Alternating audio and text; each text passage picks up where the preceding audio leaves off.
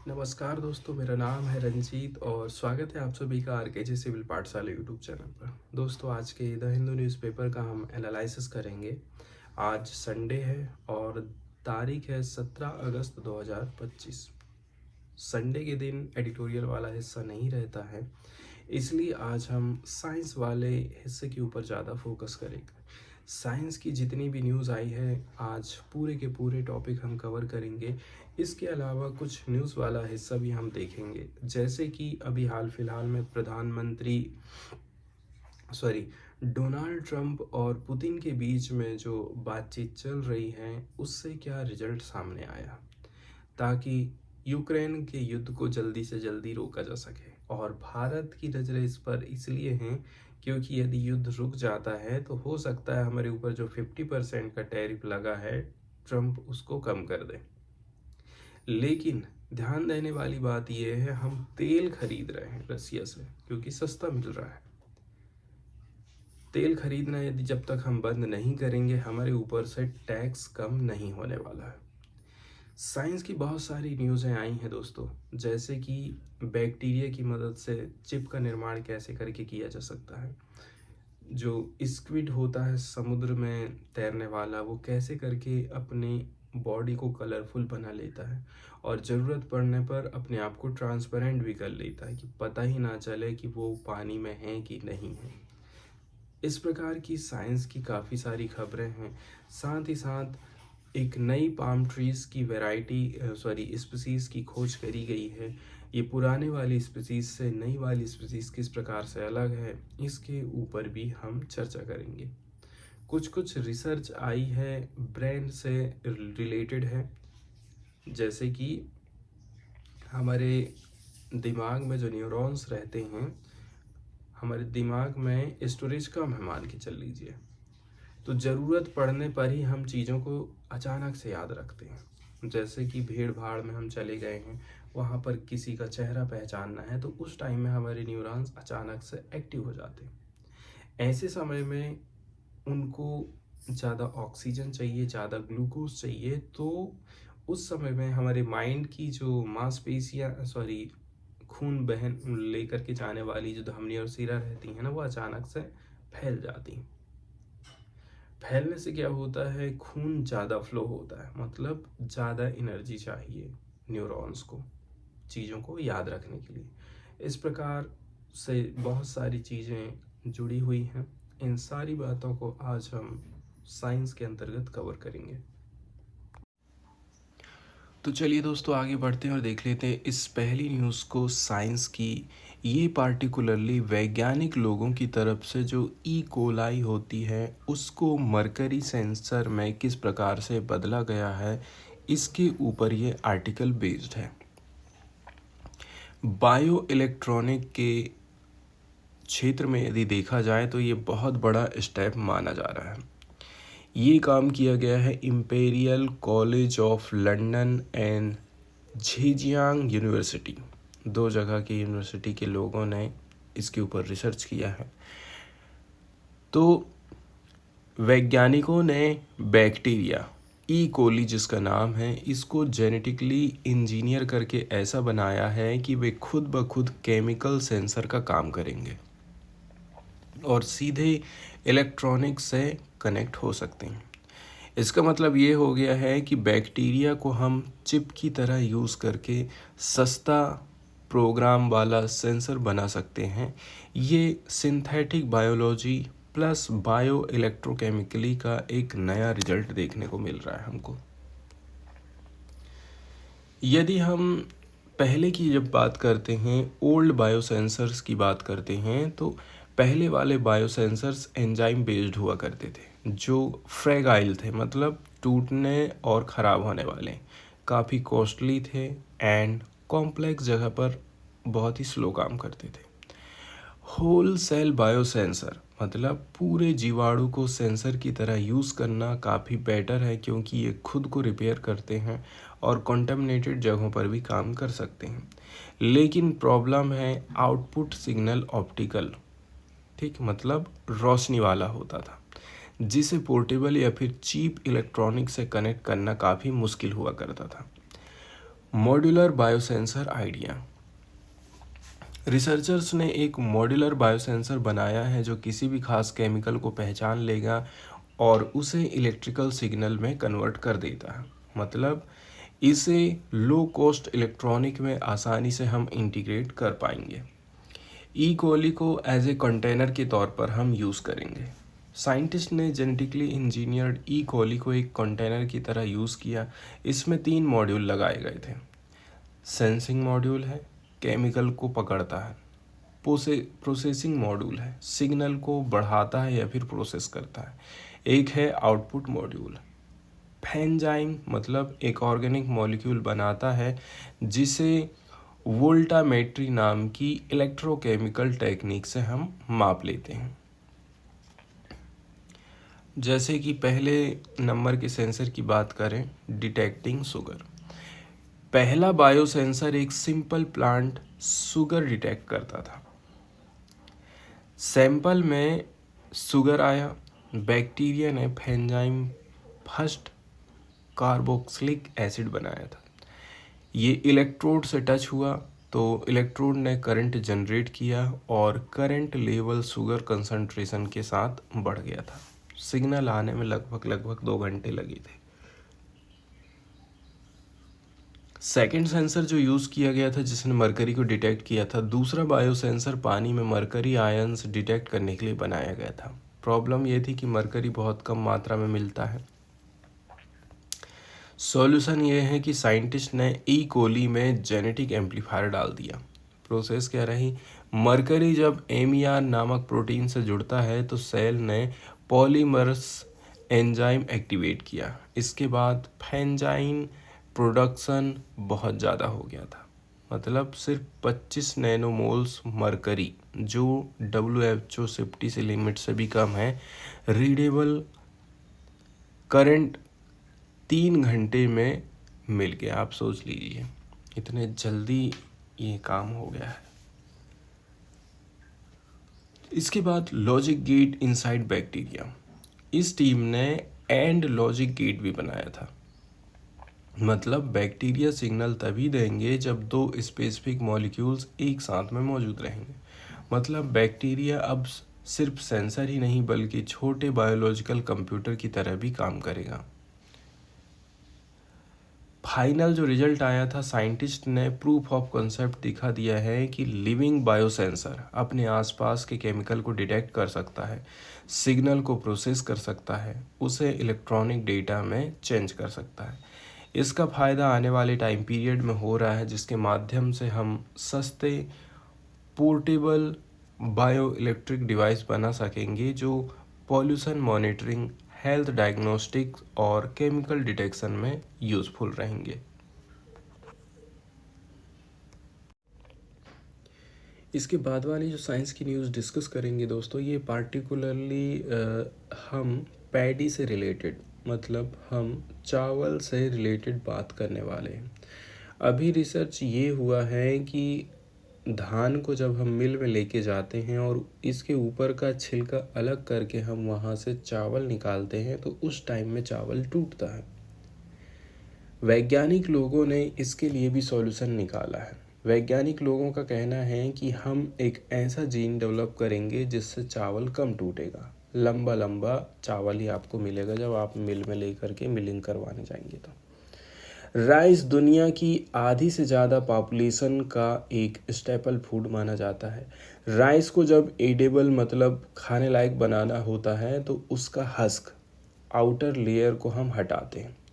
ये प्रोसेस कहलाती है मिलिंग। मिलिंग में मशीन मतलब रोलर से ग्रेन्स की आउटर लेयर्स को हम निकाल देते हैं, लेकिन इसमें कई सारे जो दाना है, चावल के दाने हैं, वो टूट जाते हैं। मतलब मिलिंग प्रोसेस के कारण काफ़ी राइस टूट करके छोटे टुकड़ों में बदल जाते हैं। ये जो समस्या यहाँ पर दिखाई दे रही है दोस्तों, ये मुख्य समस्या है किस कारण से, इसको बोलते हैं चाकीनेस। राइस ज़्यादा टूटता है अगर उसमें चाकीनेस नाम का ट्रैट हो। चाकी राइस वो होता है जिसमें ग्रेन्स ट्रांसलूसेंट मतलब पारदर्शी ना होकर के ओपैक सफ़ेद धुंधले हिस्से रखते हैं। कुकिंग के बाद ये फर्क ख़त्म हो जाता है, लेकिन मिलिंग और क्वालिटी पर यह असर डालता है। मतलब चाकीनेस फिजिकल स्ट्रेंथ को कमज़ोर कर देता है। यहाँ पर आप जो चावल देखेंगे दोनों में क्लियरली अंतर दिखाई देगा कि ऊपर वाला जो चावल है वो टूटेगा, नीचे वाला कम टूटेगा। चाकीनेस को दो तरह से हम मेज़र कर सकते हैं। चाकी ग्रेन रेट मतलब टोटल ग्रेन्स में कितने चाकी हैं। डिग्री ऑफ चाकीनेस, चाकी कितने बड़े हिस्से में फैला हुआ है, यानी ये परसेंटेज और इंटेंसिटी दोनों से हम मेज़र कर सकते हैं। इसके बाद जीन्स प्लस एनवायरनमेंट इफ़ेक्ट, मतलब चाकीनेस जेनेटिक भी है और एनवायरमेंटल भी है, जैसे हाई टेम्परेचर पर भी डिपेंड करता है। साइंटिस्ट काफ़ी समय से चाकीनेस को कम करने की कोशिश कर रहे थे।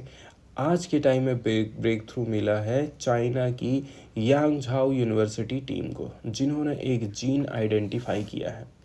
वैज्ञानिकों ने 175 राइस वैरायटीज़ का जीनोम सीक्वेंसिंग किया और पाया है कि क्रोमोसोम 9 का एक डीएनए सेगमेंट राइस चाकीनेस कंट्रोल करता है। कम चाकी वैरायटी में ये डीएनए सेगमेंट प्रेजेंट था, चाक 9 जीन ज़्यादा एक्टिव था। हाई चाकी वैरायटीज़ में ये अब्सेंट था, मतलब चाक 9 जीन कम था, कम एक्टिव था। यानी ये छोटा डीएनए सेगमेंट चाकीनेस का बड़ा कारण बन जाता है। इसके बाद एंडोस्पर्म्स के रोल की भी बात करी जाती है। एंडोस्पर्म्स राइस का वो हिस्सा होता है जो बल्क बनाता है। साइंटिस्ट ने पाया है कि डीएनए सेगमेंट ट्रांसक्रिप्शन फैक्टर्स मतलब प्रोटीन रेगुलेटर को बाइंडिंग करता है। एक फैक्टर OSB3 है, ये डीएनए से जुड़ेगा और चाक9 जीन को एक्टिवेट कर देगा। जिन वैरायटी में डीएनए सेगमेंट नहीं पाया जाता है, OSB3 काम नहीं कर पाता है, इसलिए चाक9 जीन इनएक्टिव रहता है। इसके बाद चाक9 प्रोटीन टाइप की बात करें तो डीएनए सीक्वेंस देख करके साइंटिस्ट ने अनुमान लगाया है कि चाक9 जीन एक E3 यूबिक्विटिन लिगेस एंजाइम बनाता है। ये एंजाइम दूसरे प्रोटीन को टैग करके डिस्ट्रॉय करवा देता है। इसके बाद वैज्ञानिक लोगों ने पाया है कि चाक9 प्रोटीन एक प्रोटीन OS EBP89 को टैग करके नष्ट कर देता है। अब ये जो OS EBP89 स्विच की तरह काम करता है, ये दो जीन को ऑन कर देता है, WX gene, SSP gene. WX मतलब एमिलोस, ये स्टार्च मॉलिक्यूल बनाता है। SSP जीन होता है स्टार्च स्टोरिंग प्रोटीन बनाता है, मतलब OS EBP89 स्टार्च बनाने और स्टोर करने के जीन को कंट्रोल करता है।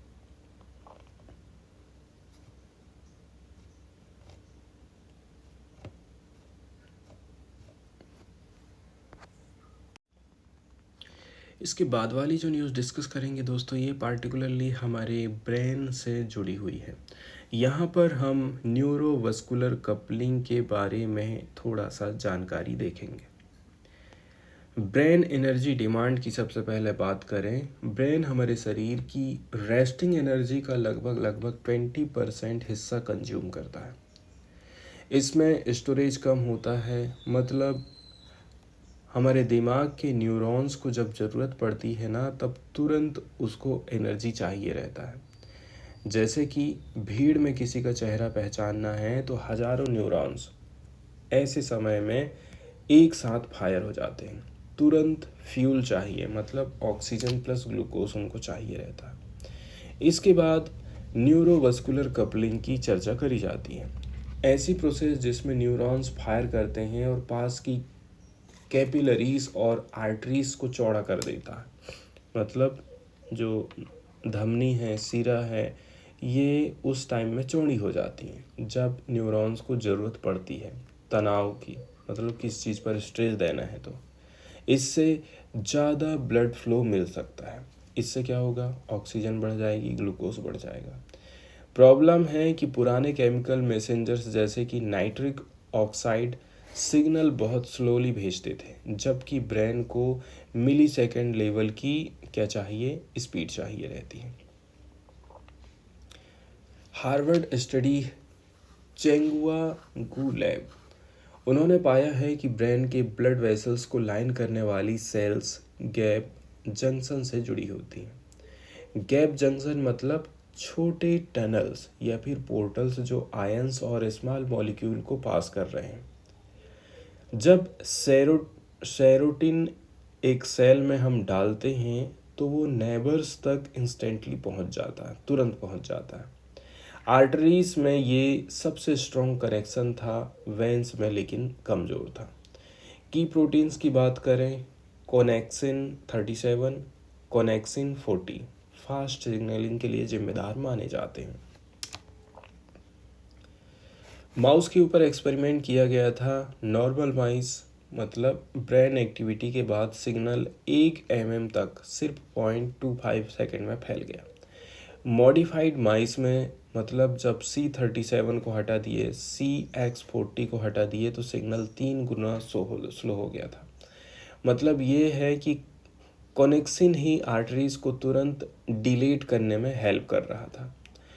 इम्पोर्टेंट फाइंडिंग निकल कर के सामने आई है। Scaling mechanism. ब्रेन एक्टिविटी जितना बड़ा बर्स्ट होगा उतना बड़ा ब्लड फ्लो स्केल अप होगा। हेल्दी माइस पूरा आर्टियर नेटवर्क सिंक में काम करता है। मॉडिफाइड माइस में केवल लोकल एरिया तक सीमित रहा, मतलब चूहे के ऊपर जो प्रयोग किया गया था उसकी यहाँ पर चर्चा करी जाती है। ये जो फाइंडिंग है वो बहुत इम्पोर्टेंट है क्योंकि अब हम जानते हैं कि मैकेनिज्म प्लस स्पीड दोनों कैसे काम कर रही है। इससे computer models brain activity versus blood flow को और भी ज़्यादा एक्यूरेट तरीके से हम समझ पाएंगे। मेडिकल रिविलेंस भी इसका काफ़ी ज़्यादा इम्पॉर्टेंट है। एजिंग या फिर स्मॉल वेसल डिजीज़ में अगर गैप जंक्शन टूट जाते हैं तो ब्रेन को कम ब्लड फ्लो मिल सकता है। फ्यूचर में ड्रग्स बनाई जा सकती हैं जो कनेक्शंस को एक्टिवेट और डिसीज ट्रीट कर सके।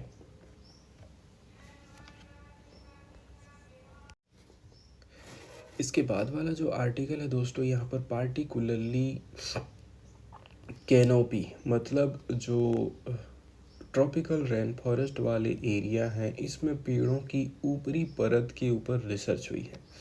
वैज्ञानिकों ने सोचा कि कैनोपी मतलब पेड़ों की ऊपरी परत, जिसकी हाइट आप कह सकते हैं 55 फीट से 95 फीट की हाइट वाले एरिया की हम बात कर रहे हैं।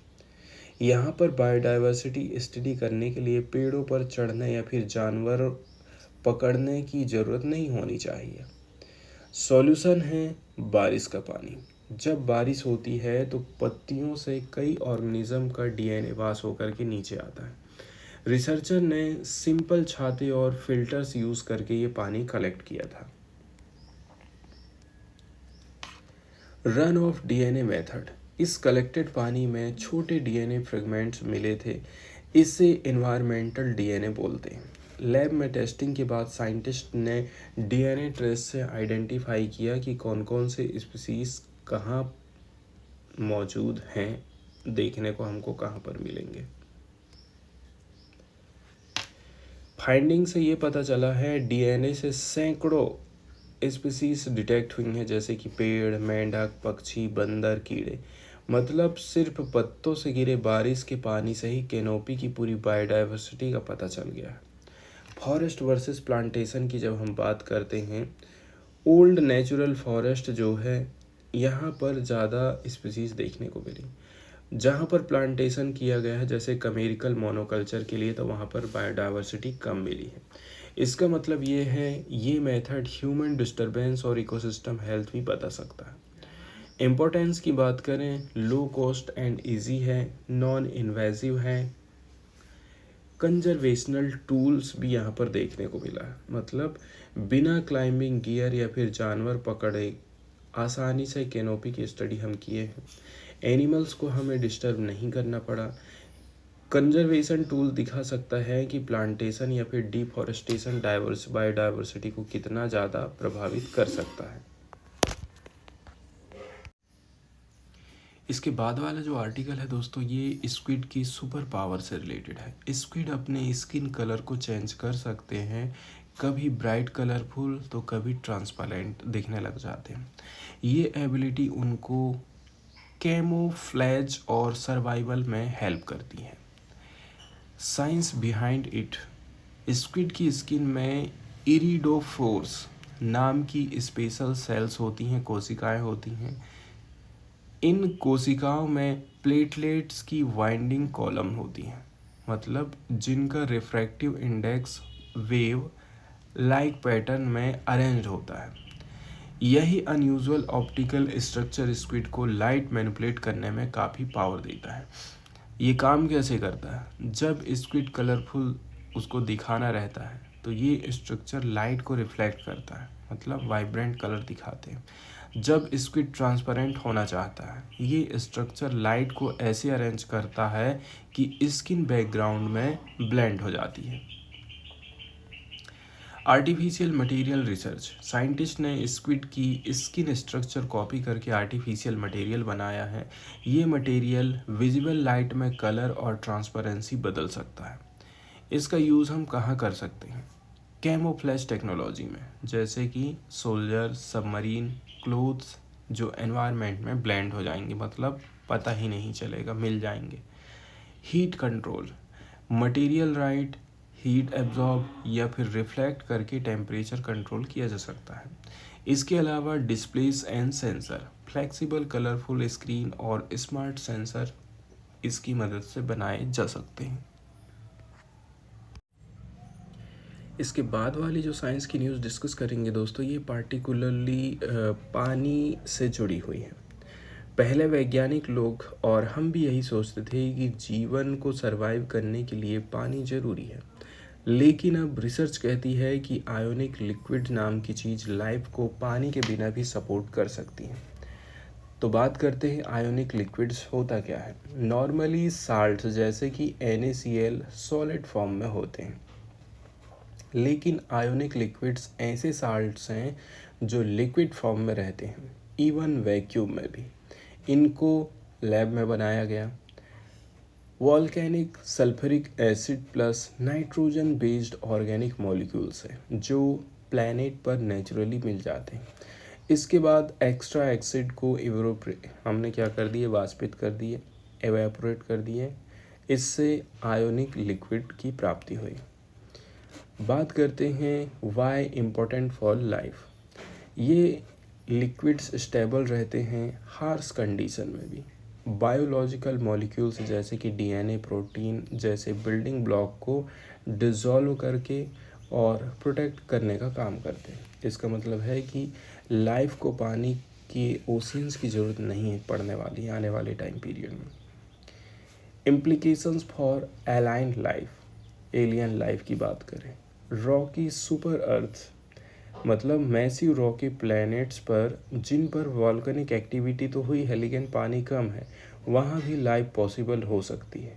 मतलब एलियन लाइफ के लिए हमारी रिसर्च सर्च अब सिर्फ पानी वाले प्लैनेट तक सीमित नहीं है। इसके बाद न्यूज़ वाले सेक्शन की तरफ यदि हम जाते हैं तो यहाँ पर पार्टिकुलरली स्टेट और सेंटर के रिलेशनशिप की चर्चा होगी। मतलब राज्यपाल और मुख्यमंत्री, पार्टिकुलरली ऐसे स्टेट में जहाँ पर बीजेपी की गवर्नमेंट नहीं है, राज्यपाल और मुख्यमंत्री के बीच में, स्टेट गवर्नमेंट के बीच में क्लैशेस हमको देखने को मिलता है। ये जो क्लैशेस है कई प्रकार से हम देखे हैं, जैसे कि विधेयक को डिले करना, देरी से अपनी सहमति देना, बहुत लंबे समय तक उसको दबाए रखना, और जैसे ही कंप्लेंट चली जाए सुप्रीम कोर्ट के पास में तो तुरंत उनको एक दो ठो को क्लियर कर दो और बाकी को राष्ट्रपति के पास भेज दो। इस प्रकार की घटनाएं हम देखें। अब राज्यपाल ने इन विधेयकों को रोका है तो इसका रीज़न ये है कि केंद्र सरकार से मामला जुड़ा हुआ है। जैसे साउथ में ज़्यादातर जो केसेस देखने को मिले हैं वो यूनिवर्सिटी के वाइस चांसलर की पोस्ट से रिलेटेड है। केंद्र सरकार भी चाहती है कि जो यूनिवर्सिटी है वो राज्यपाल के अंडर में हो, लेकिन राज्य सरकारें चाहती हैं कि भाई कम से कम शिक्षा का जो क्षेत्र है, जिसमें आप चांसलर भी राज्यपाल को बना दो, वाइस चांसलर भी राज्यपाल को बना दो, तो फिर हमारा रह ही क्या जाएगा। इस प्रकार के विधेयक थे, राज्यपाल को पसंद नहीं आए। क्यों नहीं आएंगे? क्योंकि केंद्र सरकार भी नहीं चाहती है। इस प्रकार के विधेयक वो महीना, 6 महीना, साल, 2 साल ऐसे ही निकाल देता है। इस प्रकार से मामला अभी सुप्रीम कोर्ट में गया है। सुप्रीम कोर्ट ने पार्टिकुलरली एकदम टाइम बाउंड मैनर में बोल दिया है कि आपके पास 3 महीने का टाइम है। 3 महीने में यदि आप सहमति नहीं देते हो तो बिल अपने आप पास हो जाएगा। आपको जो करना है आप करते रहिए। अपनी सर्वोच्च पावर का इस्तेमाल किया है। इसके बाद राष्ट्रपति ने भी अपनी सर्वोच्च पावर का इस्तेमाल किया और बोला कि आप इसको रिव्यू करिए एक बार। अब सुप्रीम कोर्ट में केंद्र सरकार की तरफ से कुछ जवाब दिए गए हैं। इसके बाद सुप्रीम कोर्ट अपना जवाब देगा। यूनियन गवर्नमेंट ने सुप्रीम कोर्ट को बोला है कि गवर्नर को ऐसे ट्रीट नहीं किया जा सकता कि वो बाहरी लोग हैं, एलियंस या फिर फॉरेनर हैं। गवर्नर सिर्फ पोस्ट ऑफिस तो नहीं है जो एकदम मशीन के जैसे बिल को पास कर देगा, बल्कि उनका रोल है स्टेट की जल्दबाजी या फिर गलत लेजिस्लेशन को वो चेक करेगा। ये मामला एक प्रेसिडेंशियल रेफरेंस से जुड़ा हुआ है जिसे अब कॉन्स्टिट्यूशन बेंच सुनने वाली है। बैकग्राउंड ये है कि अप्रैल 2024 में सुप्रीम कोर्ट ने एक जजमेंट दिया था जिसमें गवर्नर्स और राष्ट्रपति के लिए 3 महीने की डेडलाइन लगा दी है कि बिल आप 3 महीने के अंदर पास कर दो। दिक्कत ये है, राष्ट्रपति की जब हम बात करते हैं तो राष्ट्रपति तो बिल को नहीं रोक के रखता है, दबा दबा के रखता है, तो राज्यपाल क्यों दबा के रख रहा है? बात वही आ जाती है।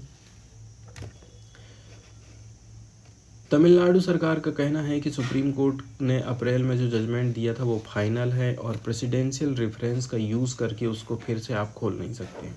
लेकिन सॉलिसिटर जनरल तुषार मेहता का कहना है कि वो जजमेंट गवर्नर्स और प्रेसिडेंट की एक्सक्लूसिव कॉन्स्टिट्यूशनल पावर में इंटरफेरेंस कर रहा है। तुषार मेहता का कहना है कि ना तो आर्टिकल 200 मतलब गवर्नर की पावर बिल को लेकर के और ना ही आर्टिकल 201 प्रेसिडेंट की पावर में कोई लिमिट लगाई गई है। तो संविधान निर्माताओं ने जानबूझकर के ये लिमिट को नहीं रखा है, ऐसा तुषार मेहता का कहना है। इसलिए कोर्ट अगर कोई डेडलाइन इम्पोज किया है ना तो ये कॉन्स्टिट्यूशन अमेंडमेंट करने जैसा है। केंद्र सरकार ने बोला है कि गवर्नर्स को स्टेट में आउटसाइडर या फिर सेंटर के एजेंट की तरह आप मत देखिए, वो भी कॉन्स्टिट्यूशनल एक्टर्स हैं। तो सॉलिसिटर जनरल ने बोला है कि गवर्नर्स इनडायरेक्टली डेमोक्रेटिक लेजिटिमेसी रखते हैं क्योंकि उन्हें प्रेसिडेंट अपॉइंट करता है और प्रेसिडेंट खुद काउंसिल ऑफ मिनिस्टर की एडवाइस पर काम करते हैं। गवर्नर का एसेंट एक डुअल कैरेक्टर रखता है, मतलब एक तरफ से एग्जीक्यूटिव एक्ट है लेकिन दूसरी तरफ से ये लेजिस्लेटिव नेचर का भी काम करता है। आगे बोला जा रहा है कि सेंटर ने क्वेश्चन उठाया है कि क्या कोर्ट आर्टिकल 142 मतलब कंप्लीट जस्टिस पावर यूज़ करके आर्टिकल 200 और 201 को ख़त्म कर देगा, अपने हाथ में ले लेगा। सुप्रीम कोर्ट का डीम्ड असेंट देना कॉन्स्टिट्यूशनल प्रोसेस को एकदम उल्टा कर देता है।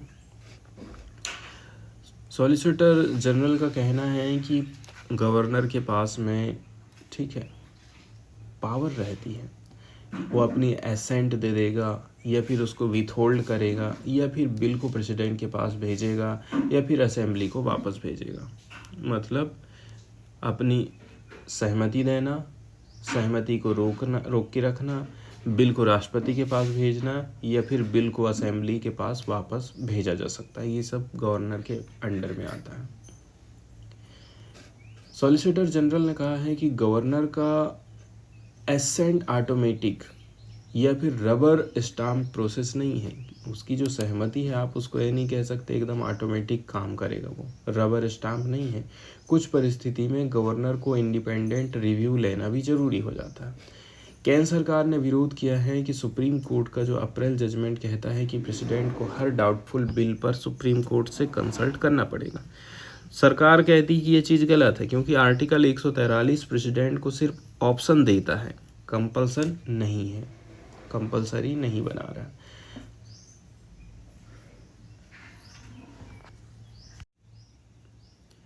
इसके बाद वाली जो न्यूज़ यहाँ पर हम डिस्कस करेंगे दोस्तों, ये पार्टिकुलरली अभी हाल फिलहाल में पुतिन और ट्रंप के बीच में जो बातचीत चल रही है। देखा जाए तो डोनाल्ड ट्रंप अब युद्ध से काफ़ी ज़्यादा थक चुके हैं। वो चाहते हैं कि युद्ध को जल्दी से जल्दी रोका जा सके, क्योंकि बहुत ज़्यादा हथियार और पैसा खर्च हो चुका है अमेरिका का। यूएस प्रेसिडेंट डोनाल्ड ट्रंप ने कहा है कि यूक्रेन को रसिया के साथ वार ख़त्म करने के लिए डील करना चाहिए, क्योंकि रसिया बहुत बड़ी पावर है और यूक्रेन नहीं। मतलब ट्रंप अब सीज़ फायर की डिमांड छोड़ करके सीधे पीस डील की बात कर रहे हैं। पहले तक क्या होता था, यूएस और यूरोप हमेशा से कहते थे कि पहले सीज़ फायर होना चाहिए, मतलब पहले लड़ाई रोको, उसके बाद फिर शांति की बातचीत हो। लेकिन ट्रंप का कहना है कि नो सीज़ फायर, पहले शांति की डील डायरेक्ट करो। अलास्का में ट्रंप और पुतिन की समिट हुई है। ट्रंप ने कहा है कि ये मीटिंग टाइमली एंड यूज़फुल रही है। पुतिन का कहना है कि रसिया यूएस की पोजीशन को रिस्पेक्ट करता है और वो भी कॉन्फ्लिक्ट को पीसफुली एंड करना चाहता है। मतलब दोनों लीडर दिखा रहे हैं कि वो शांति चाहते हैं, लेकिन असल में सीज़ फायर का रास्ता स्किप करने की कोशिश की जा रही है, कुल मिलाकर के देखा जाए तो। यूक्रेन की रिएक्शन की बात करें, यूक्रेन के प्रेसिडेंट व्लादिमीर जेलेंस्की ने ट्रंप से फ़ोन पर बात की। उन्होंने बोला है कि वो मंडे को यूएस आएंगे। ट्रंप ने कहा है कि अगर सब कुछ ठीक रहा ना तो जेलेंस्की और पुतिन के साथ में 3 वे मीटिंग हम करवा देंगे। जेलेंस्की काफ़ी कॉशियस है, लेकिन वो भी 3 वे टॉक के लिए तैयार है। ट्रंप ने कहा, मैं तभी खुश रहूँगा जब सीज़ फायर होगा, लेकिन अब समिट के बाद बोल रहे हैं सीधे पीस सेटलमेंट करो। ये शिफ्ट बताता है कि ट्रंप अब ज़्यादा प्रो रशियन अप्रोच ले रहे हैं और यूक्रेन पर प्रेशर डाल रहे हैं कि वो कंप्रोमाइज़ करें। यदि हम मंडे मीटिंग के कॉन्टेक्स्ट की बात करें, मंडे को ओवल ऑफिस व्हाइट हाउस में जेलेंस्की की ट्रंप और वीपी जेडी वांस से मीटिंग होगी। याद रहे इसी साल फरवरी में ट्रंप और वांस ने जेलेंस्की को पब्लिक में काफ़ी क्रिटिसाइज़ किया था कि वो यूएस एड के लिए अनग्रेटफुल है।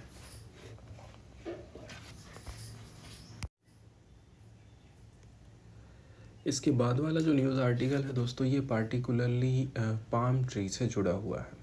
एक नई पाम स्पीसीज़ मतलब खजूर की किस्म फोनिक्स रॉक्सबर्गी की खोज की गई है। ये खोज पुरानी पाम कटाऊ इंडेल पर रिसर्च करते समय हुई है, जिस पर पहली बार 17वीं सदी की मशहूर किताब हॉर्टुस मालाबरिकस में डिस्क्राइब किया गया था। मतलब 300 साल पुरानी बॉटनिकल किताब से शुरू हुआ स्टडी आज नए पौधे की खोज तक पहुंच गई है।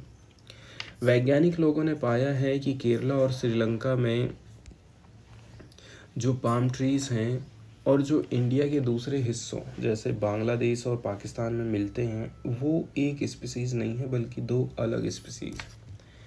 पहले सबको हम एक ही कैटेगरी में डाल देते थे, लेकिन अब डिटेल स्टडी से पता चला है एक्चुअली ये 2 अलग अलग हैं। Confirmation of identity, JNTBGRI Thiruvananthapuram और BSI कलकत्ता की टीम ने कन्फर्म किया है कि कटाऊ इंडेल मतलब फोनिक्स सिल्वर्ट्रिस ये स्पीसीज़ केरला और श्रीलंका की नेटिव है। साथ ही उन्होंने 3 और फोनिक्स स्पीसीज़ को रिक्लासीफाई करके फोनिक्स सिल्वेस्ट्रीज मान लिया है। मतलब पुराने नामों को साफ किया गया और साइंटिफिक क्लासिफिकेशन को ठीक किया। सबसे बड़ा डिस्कवरी ये है कि इंडिया के ईस्टर्न कोस्ट, बांग्लादेश, गुजरात, राजस्थान, पाकिस्तान में जो पाम मिलता है वो एक नई स्पीसीज है। इसका नाम रखा गया है phoenix roxburghii. William Roxburgh father of Indian botany के सम्मान में ये नाम रखे हैं। मतलब इंडिया के अलग अलग हिस्सों में जो पाम दिखाई देता है उसे अब नई स्पीसीज डिक्लेयर कर दिया गया है। इसकी कुछ खास बात है, जैसे कि हाइट है 12 से 16 मीटर। पुराने वाले स्पीसीज से इसकी हाइट ज़्यादा है। ट्रंक इसका सॉलिटरी है, मतलब सिंगल रहता है। लीव इसके बड़े होते हैं। फ्लावर्स मस्टी सेंटेड स्टेमिनेटेड, मतलब अजीब सी गंध आती है। एंड इसके जो फ्रूट्स रहते हैं काफ़ी बड़े अंडे जैसे आकार के एंड ऑरेंज येलो रंग के होते हैं। दिखने में थोड़ा सिमिलर है फोनिक्स सिल्वेस्ट्री से, लेकिन साइज, ट्रंक, फ्लावर और फ्रूट्स में अंतर है।